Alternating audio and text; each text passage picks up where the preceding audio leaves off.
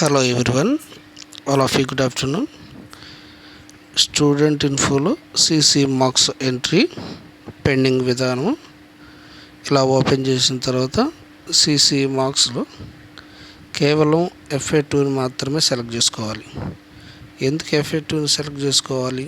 FA1కి FA2కి మధ్యలో technical adjustment చాలా చేశారంటే డీజీ లాకర్ తీసుకొచ్చారు. కావున FA1, FA3, FA4లో కనిపించిన FA2లో నేమ్స్ కనిపించినట్లయితే కొంత పెండింగ్ వస్తుంది.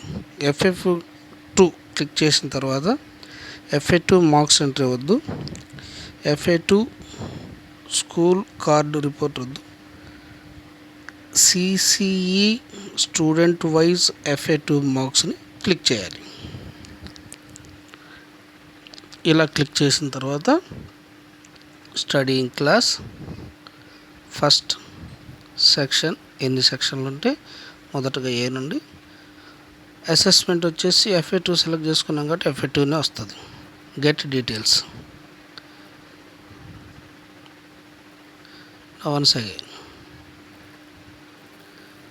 గెట్ డీటెయిల్స్ తీసిన తర్వాత ఎవరెదురుగానైతే ఫస్ట్ క్లాస్ సెకండ్ క్లాస్కి Telugu, English, mathematics, first and second క్లాస్కి తెలుగు, ఇంగ్లీషు, మ్యాథమెటిక్స్ మాత్రమే ఉంటాయి. థర్డ్ నుంచి ఫిఫ్త్ వరకు EVS కూడా యాడ్ అవుతుంది. కొంతమంది తెలిసి తెలియక లైఫ్ స్కిల్స్ కూడా యాడ్ చేస్తున్నారు. ఉపాధ్యాయ మిత్రులు అది గమనించి చేయొద్దు. ప్రైవేట్ స్కూల్ ఉపాధ్యాయులు ఇందులో ఎవరి దగ్గర అయితే జీరోలు కనిపించినాయో వాడిని నోట్ చేసుకోవాలి.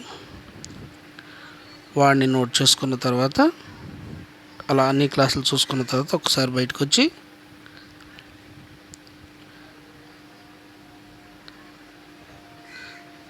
Once again CC marks touch చేయగానే సబ్జెక్ట్ మ్యాపింగ్ అని వస్తుంది.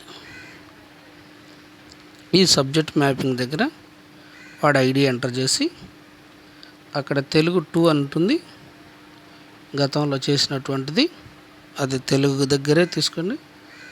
హిందీ ఉంటుంది, హిందీ దగ్గర తీసుకోండి. ఇంగ్లీష్ పేపర్ 2 అంటుంది, ఇంగ్లీష్ తీసుకోండి. ఫోర్త్ సబ్జెక్ట్ ఏమీ పెట్టొద్దు, అక్కడ అన్నీ రావటం లేదు. సబ్మిట్ చేసేయండి. అందరూ కనిపిస్తారు. మార్క్స్ ఎంట్రీ చేయండి. ఈ విషయాన్ని ఉపాధ్యాయ మిత్రులందరూ గమనించగలరని తెలియజేస్తూ నా ఛానల్ ఎవరికైనా నచ్చినట్లయితే సబ్స్క్రైబ్ చేయగలరని థ్యాంక్ యూ.